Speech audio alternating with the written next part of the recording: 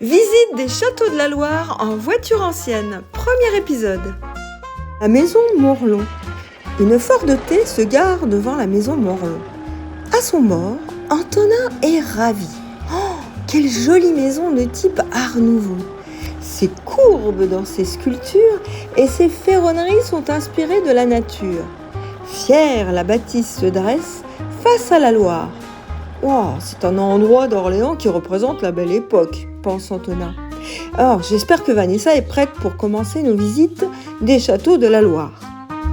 À l'intérieur de la maison Morlon, Vanessa et Mélanie se sont habillées en mode année folle.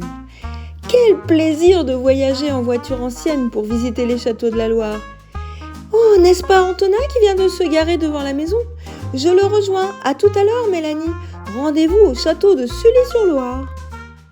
Antonin a changé de modèle de Ford T, n'étant pas à l'aise avec le premier véhicule. Mais il a aussi du mal à s'adapter à ce modèle. Appuie sur le champignon, Antonin. Regarde, on se fait doubler par un cycliste. Oh là là, tu es vert de peur. Tu sais, cette voiture peut rouler jusqu'à 70 km/h. Allez, courage, accélère un peu. Le château de Sully-sur-Loire fait partie des milliers de châteaux majestueux autour de la Loire. La Loire délimitait des zones de conflit au Moyen-Âge. Des forteresses comme Sully-sur-Loire ont été construites à cette époque.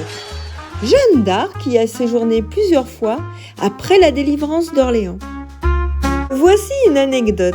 Dans les années 1950, la propriétaire du château endettée entend parler d'un trésor au château de Sully.